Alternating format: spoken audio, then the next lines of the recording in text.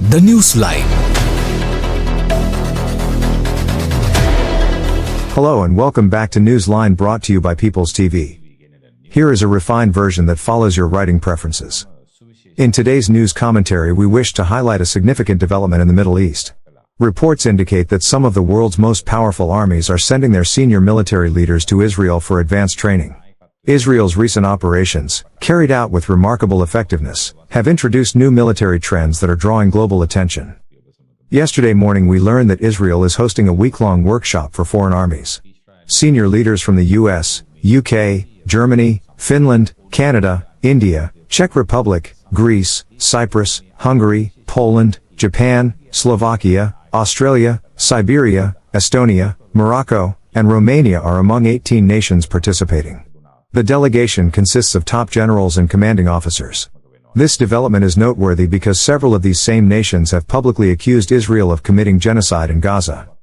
This is a remarkable development because the most powerful nations in the world are sending their armies to a small country like Israel to learn from its experience. The workshop is already underway in Jerusalem, turning Israel into a classroom for military forces across the globe. We at People's TV consider this a moment of celebration. Our team worked tirelessly to highlight that the IDF is the most humanitarian army in the world. Many nations accuse the IDF of committing genocide in the Gaza Strip, yet today those same nations are seeking Israel's expertise.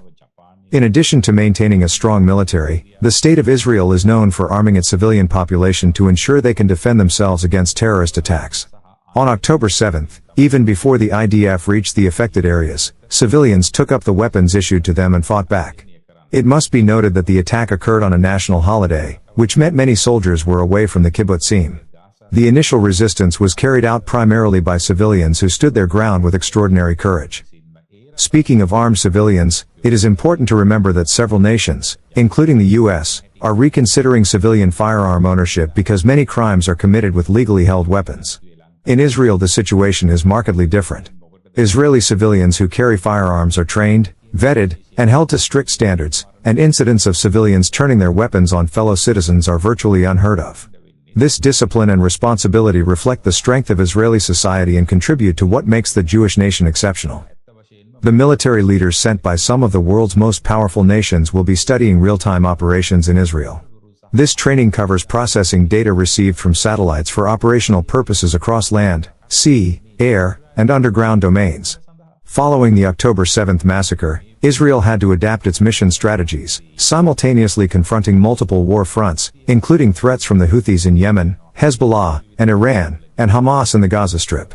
Israel not only faced these challenges but decisively neutralized them, astonishing the world.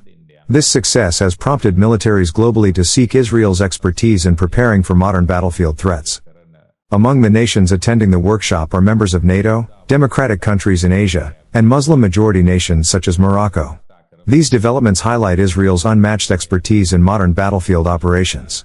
In light of such capabilities, institutions like the International Court of Justice appear increasingly out of touch and irrelevant when it comes to understanding real-world military realities. If this report helped you see the situation on the ground clearly, don't keep it to yourself.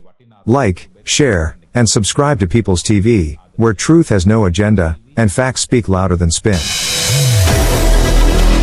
Subscribe us for more details.